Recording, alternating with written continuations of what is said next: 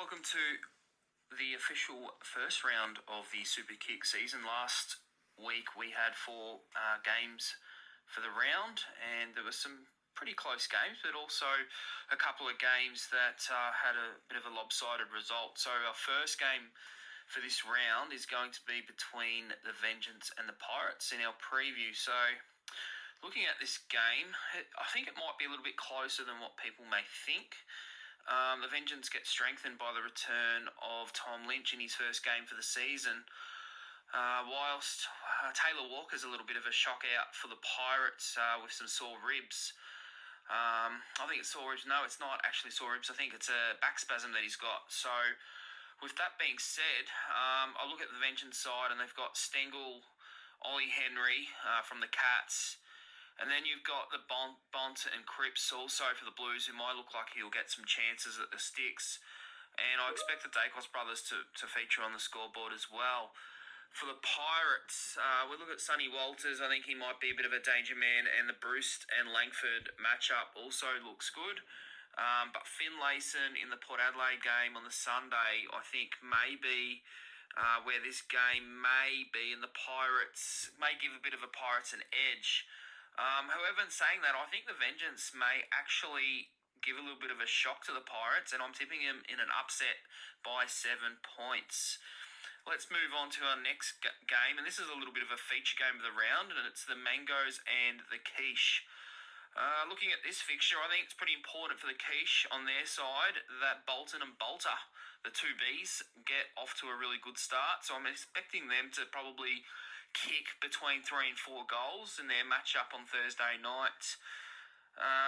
Jeremy Cameron, again, he's a massive pick for the Quiche. You know, Geelong man, the Quiche, so he's expecting Jezza Cameron to kick maybe 4 or 5 goals in this one. It's possible against the Saints, but they do have a bit of a plucky defence. And also Heaney, he's got a bit of a tougher matchup this week, so he may not get off the leash like he did last week, although I think he may have only kicked 1 or 2 goals, but he did look very promising. And a little bit of a query on whether or not Petty from Melbourne is a return as well for the Quiche. That being said, Fritsch is a danger man, but with the depth of the Mangoes, I'm looking at players like Larkey, who has been, again, you can't dispute his pick up the top there, and he's had a massive year last year and kicked 4 goals last week.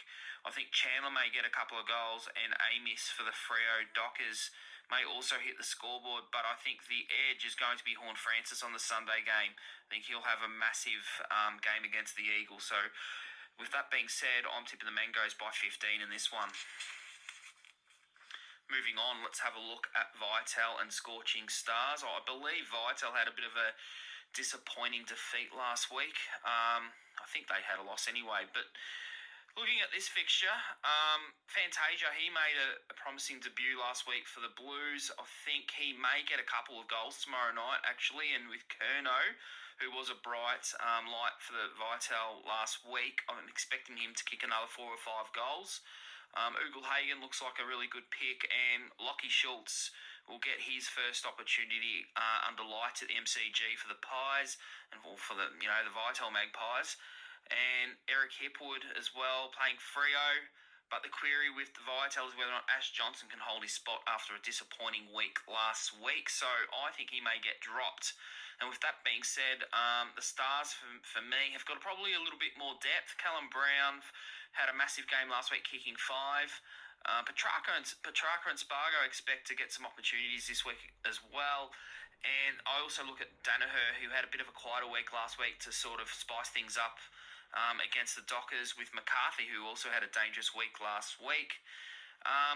But again, Marshall and Butters for the Scorching Stars may be the key to goal there for the Scorching Stars, but I think they'll get plenty of opportunities. So with that being said, I am going to tip them to scrape home against Vital, come from behind, win, and win by 8 points.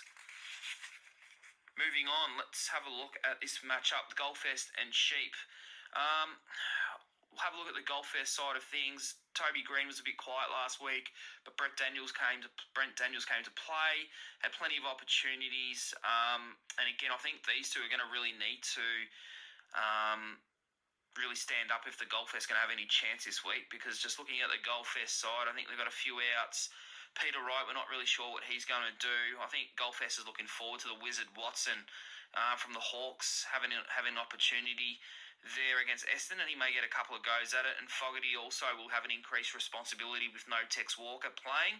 But with that being said, I think the Sheep have got probably too much firepower at the moment, even though there's a couple of injuries like Ollie Lord getting injured last week, and Frederick, who's facing a fitness test. I expect Hawkins to do well, as he always does. West from the Bulldogs, who's also been recruited by the Sheep, he looks like a promising pick. But I think it's going to be Rosie and Rioli who also get on top of the Golf Fest here on the Sunday clash. And I expect Norton also to kick a few goals. He's looked really promising earlier in the practice matches. So with that being said, I'm tipping the Sheep by 18. Moving on to our last clash of the round is between the Bulls and Is Don Is Good. So look at Is Don Is Good. We'll have a look at their lineup. So last week they actually started off really, really well against the Golf Fest, and it was players like Ben King who kicked 5 goals. He was probably the only shining light, but they get some players back this week. I think Oscar Allen's a really good pick by them. I think Papley, he's always sort of one to give Collingwood some trouble. So I think on Friday night, I look for Papley to kick 2 or 3 goals, and Amani was a bit quieter last week, so I think he may do well. We're not really sure what Stringer will bring to the party, so I'm not sure about him. Georgiadis might be handy on the Sunday clash, but with that being said, I'm looking at the Bull side of things, and I think they've got a pretty solid side. A lot of older recruits this year. I think Dixon may do okay on the Sunday clash. Harry McKay looks like he's a different player. I think the nerves... he's left the Scorpions, he's gone to the Bulls, so I think the wobbles has sort of gone away, and he's looking at a new side, and his kicking boots are back on for sure. Prestia and Baker may be interesting for the Bulls as well, and Dusty returns as well, which is a good end, but unfortunately Doherty has a season-ending injury. And Rayner and Zorko, sort of bit of wild cards there for the Bulls, so I expect them to maybe kick 2 or 3 goals between them on the final game of the round when Brisbane take on Freo. So with that being said, I think the Bulls will probably get a comfortable victory by 27 points.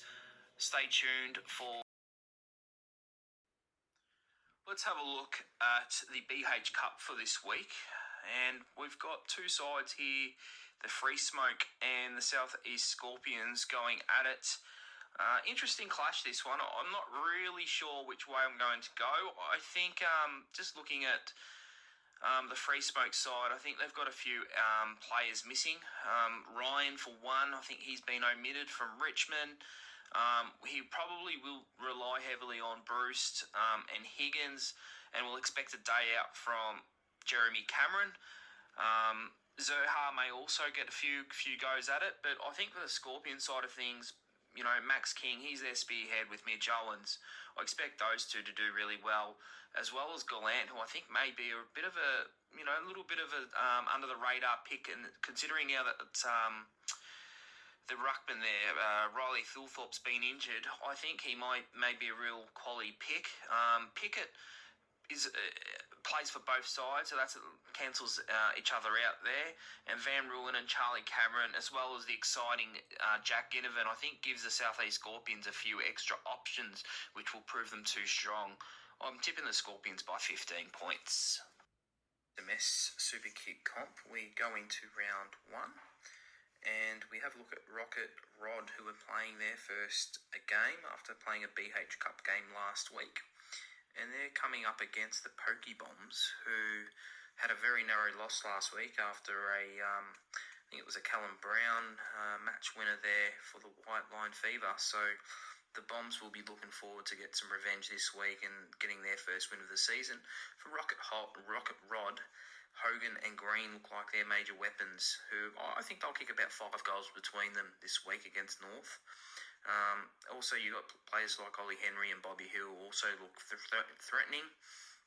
And then on the Sunday clash, you've got Horn Francis and Butters, who I'd expect to kick at least 3 goals between them. And it'd be very interesting to see how the young player Dersma goes for North Melbourne. He also has Xavier Dersma, who's gone to Essendon from Port Adelaide.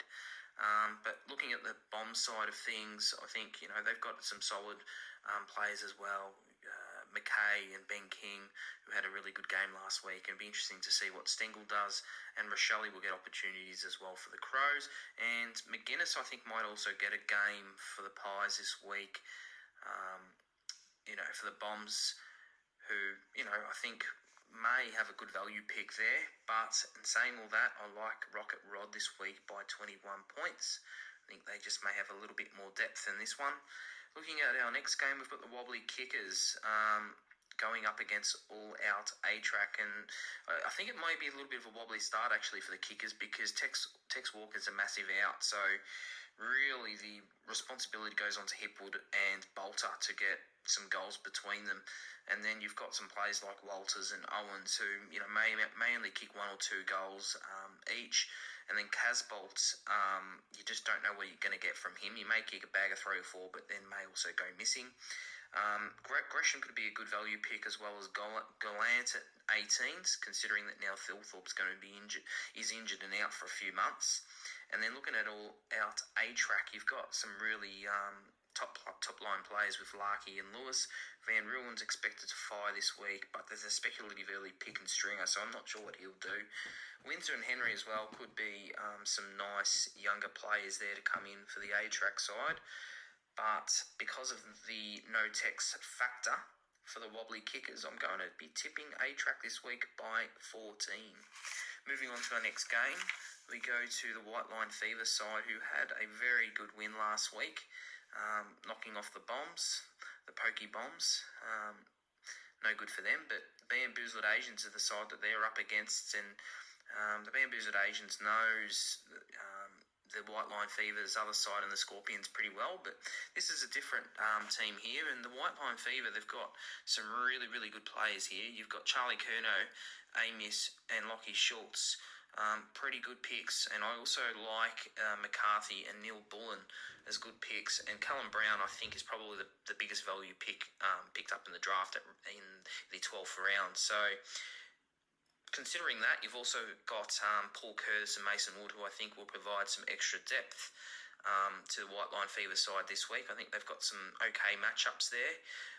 But Bamboozled Asians, I like the look of Charlie Cameron, Norton and Rankin, who I think will be pretty dangerous. And I expect Riccardi to actually start getting busy. He had a pretty quiet week last week. He'll have opportunities against North Melbourne, and then Haywood and Taranto look like pretty good picks, and Hardwick's now been moved up forward, so it'll be interesting to see what he does. But with that being said, I like the Fever here. I think they've just got a little bit too much firepower for the Asians, so I think they may bamboozle them by 16 points. Flying Fortress and the Gloves. So the Rubber Gloves, they look like a bit of a surgeon type of team. So you've got Hawkins and 2 Metre Peter, so as well as Tom Marshall there for Port Adelaide there. So I don't know, Marshall, he's up and down, but he's looking like he's progressing pretty well. And there's been a bit of a loss with Krzyzewski. He's been dropped, so he was, I think, picked up in the 5th round for the Gloves. So I don't know about that pick. That might be a little bit speculative. But Daniels and Membry, they're pretty good pickups, and I also like the look of Rosas at pick 11. And West is at pick 20. So there's lots of goals, I think, in this Rubber Glove side. Looking at the Fortress side of things, you've got Danaher and Langford, who are pretty honest players. Jamie Elliott, he may kick a few goals, but we're not sure if he goes up the ground this week. And I think Finn Layson's going to have a big game for the Fortress to keep this one close, which I think he will do that. Waterman, value pick at 17, and Corey Durden's back for his first game of the year, so he makes chime in for a couple of goals. But I think there's just too many Richmond players for the Fortress, which will mean limited opportunities. So I'm tipping the Gloves to get up by 9 points. In our next game, we've got, I think it's our final game actually, we've got the Minted Mick, who's back in the comp this year, taking on, I think, one of Ricky's cousins, the Walsh Dogs.